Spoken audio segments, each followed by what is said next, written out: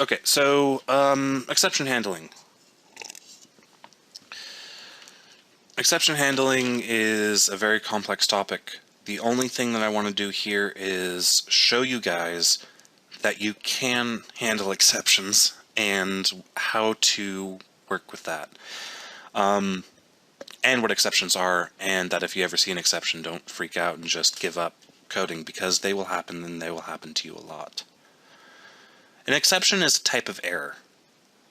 We've already seen many examples of compile time errors. Remember how even all the way back in the first week we talked about the difference between compile time and runtime.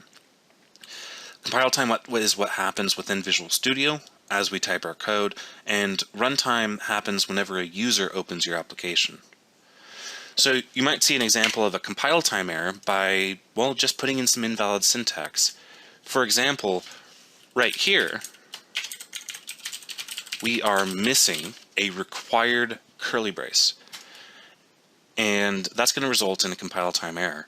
And we know it's compile time error because we get a bunch of squiglified code, ReSharper freaks out and turns all our code red, and if we tried to hit F5, we would get build errors. And then our error list would pop up. So this is a compile time error.